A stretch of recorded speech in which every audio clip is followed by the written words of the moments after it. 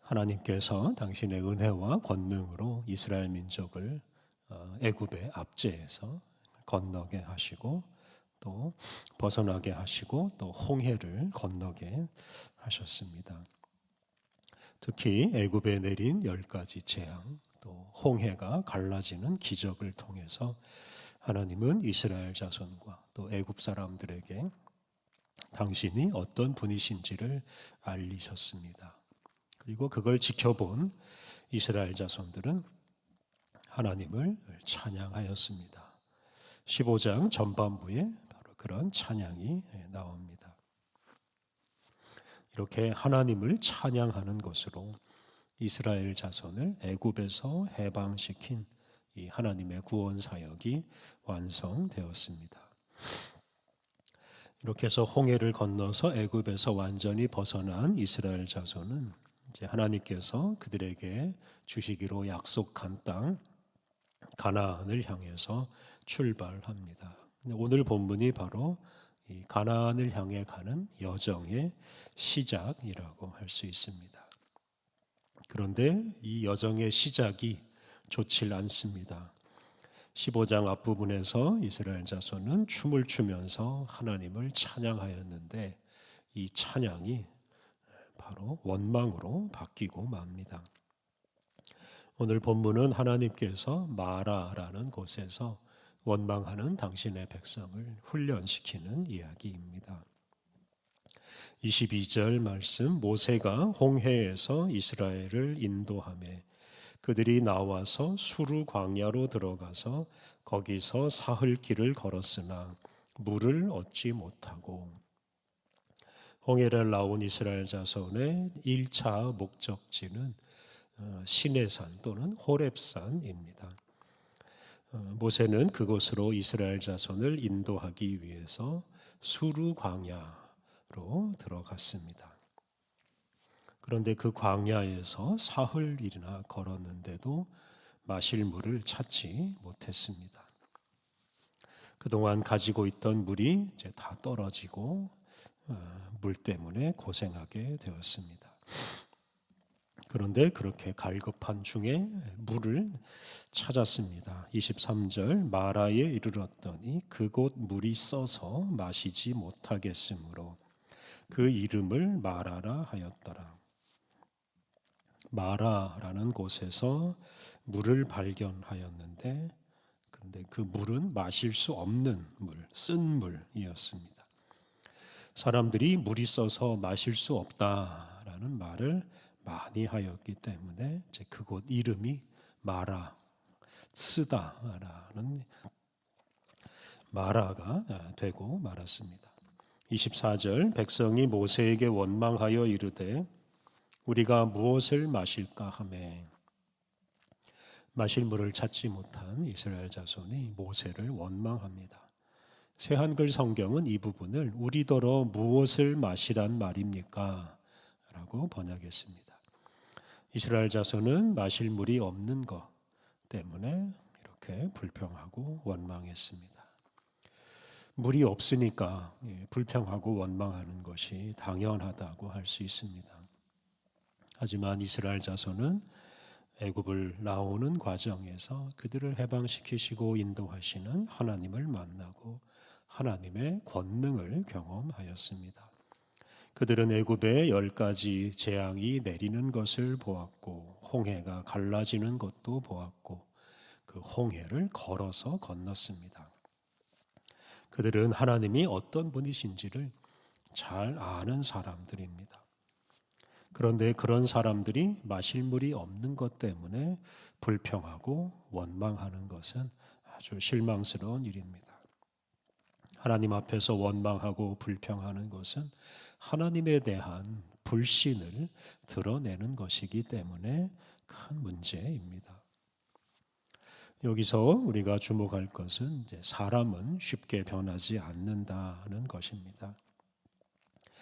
비록 이스라엘 자손이 애굽에서 나오는 과정에서 하나님의 은혜와 하나님의 능력을 경험하였습니다만 그들은 이전에 애굽에서 400여 년이나 노예로 살았습니다. 수백 년 동안 애굽에서 노예 생활하던 그런 습관, 근성, 그것이 쉽게 사라질 수가 없습니다. 그들이 구원의 은혜를 받긴 하였지만 그들은 이제 갓 태어난 어린아이와 같은 사람들입니다. 그것 때문에 그들은 애굽에서 해방된 그 감격과 하나님의 전능하심을 아주 쉽게 잃어버리고 모세와 하나님을 원망하였습니다. 이렇게 원망하는 백성들을 하나님께서 훈련시키십니다. 25절 모세가 여호와께 부르짖었더니 여호와께서 그에게 한 나무를 가리키시니 그가 물에 던지니 물이 달게 되었더라. 거기서 여호와께서 그들을 위하여 법도와 율례를 정하시고 그들을 시험하실세. 하나님께서 모세가 부르짖는 그 기도를 들으시고 원망하는 이스라엘 자손의 문제를 해결하십니다. 그때 하나님께서 모세에게 한 나무 또는 한 나무 토막을 가리키시면서 그 나무 토막을 물에 던지라고 하셨습니다. 그리고 모세가 그 나무를 물에 던지자 물이 달게 되었습니다. 즉 마실 수 있는 물로 변하게 되었습니다.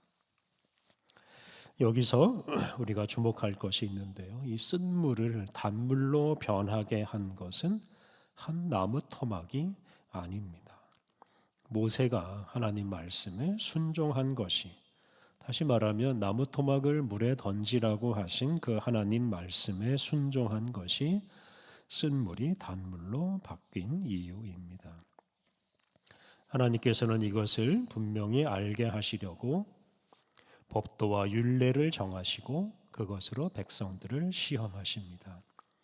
이 25절 뒷부분을 새 한글 성경은 이렇게 번역했습니다. 거기에서 여호와께서 이스라엘에게 규정과 법령을 만들어 주시고 거기에서 이스라엘을 시험해 보셨다. 하나님께서 이스라엘 자손이 지켜야 할 규정과 법령을 만들어 주셨습니다. 그리고 그것을 지키는지 안 지키는지 시험해 보셨습니다. 이때는 사실 아직 율법을 주지 않으신 때입니다.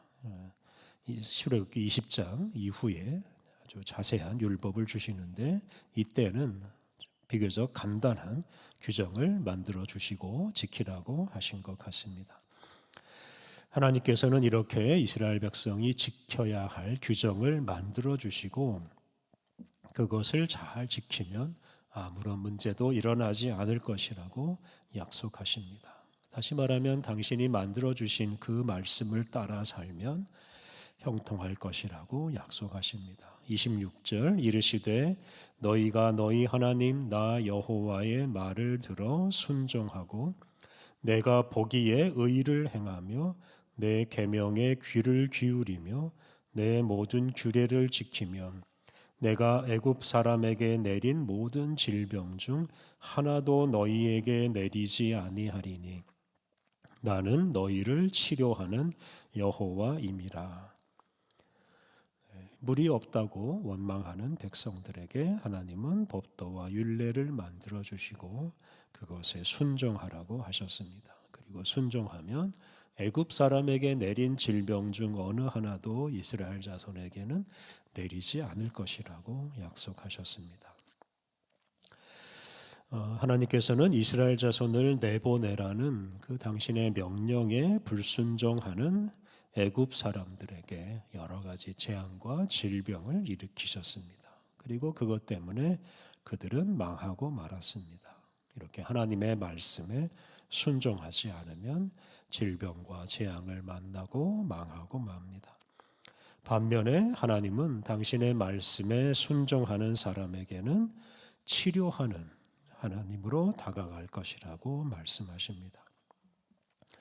하나님의 말씀에 순종하는 사람은 질병을 일으키는 하나님이 아니라 치료하시는 하나님을 만나게 됩니다. 27절 그들이 엘림에 이르니 거기에 물샘 12과 종려나무 70그루가 있는지라 거기서 그들이 그 물 곁에 장막을 치니라. 하나님께서 물이 없는 곳에서 방황하던 이스라엘 자손을 엘림이라는 곳으로 인도하셨습니다. 엘림에는 물샘 12과 종려나무 70그루가 있습니다. 엘림이 바로 사막 가운데 있는 오아시스입니다. 하나님께서 물을 찾지 못해 고생하던 이스라엘 자손을 물이 풍성한 곳으로 인도하시고 거기에 장막을 치고 머물게 하셨습니다. 이스라엘 자손은 그곳에서 마음껏 갈증을 해소하고 쉬게 되었습니다. 당신의 말씀에 순종하라고 가르치신 하나님께서 그 순종의 결과를 미리 보여주셨다고 할 수 있겠습니다. 하나님은 애굽을 떠나 가나안으로 가는 이스라엘 자손에게 당신이 만든 규정을 주시고 그것을 지키며 살게 하셨습니다. 가나안 땅에 이르기까지 그런 시험 또는 훈련이 계속됩니다. 이스라엘 자손은 하나님의 말씀을 따라 사는지 살지 않는지 하나님께 시험과 훈련을 받으면서 하나님의 말씀에 순종하는 사람으로 조금씩 변화해 갑니다. 400여 년간 애굽에서 몸에 배인 그런 불평과 원망, 노예 근성들 하나하나 버리고 하나님 말씀에 순종하고 하나님을 찬양하는 하나님의 백성으로 변화해 갑니다. 하나님 나라를 향해서 가는 오늘 우리들 역시 바로 이런 시험과 훈련의 과정을 거치고 있습니다. 그러므로 우리는 무슨 일을 만나든지 그것을 계기로 하나님의 말씀에 순종하는 사람이 되어야 합니다. 어떤 상황이나 어려운 문제 때문에 불평하고 원망하기보다는 그런 상황에서 하나님께서 우리에게 주신 뜻은 무엇인지, 하나님께서 우리에게 실천하라고 주신 성경 말씀은 무엇인지 잘 생각하고 그 뜻에, 그 말씀에 순종해야 합니다. 그러할 때 우리가 하나님 나라에 살기 적합한 하나님 나라 백성다운 사람으로 변화할 것입니다. 당신의 말씀으로 우리를 시험하고 연단하시는 우리 하나님의 뜻을 따라서 우리에게 일어나는 여러 가지 일들을 하나님의 말씀에 순종하는 그런 기회로 삼아야 하겠습니다. 우리가 범사에 그렇게 하나님 말씀에 순종함으로 하나님이 베푸시는 복을 받아 누리고 또 치료하시는 하나님을 만나고 또 거룩하신 하나님을 닮아가야 하겠습니다. 우리 함께 기도하겠습니다. 하나님, 언제 어디서든 원망하지 않고 우리를 구원하시는 주님을 바라보게 하옵소서. 당면한 문제에 얽매여서 불평하기보다는 그 문제 속에 담겨 있는 주님의 뜻과 주님의 말씀을 깨닫고 그 말씀에 순종하게 하옵소서. 범사에 주님께 순종하고 주님의 말씀을 실천함으로 하나님 나라 백성다운 모습으로 나날이 변화되어 가게 하옵소서.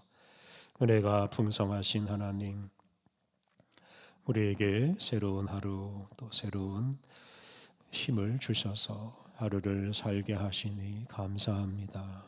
우리에게 주어지는 모든 순간을 감사하게 맞이하며 만나는 모든 이들을 사랑하게 하옵소서. 그리하여 오늘도 우리의 말과 삶을 통해 주님의 영광이 드러나고 하늘의 뜻이 우리의 가정과 일터에 이루어지게 하옵소서.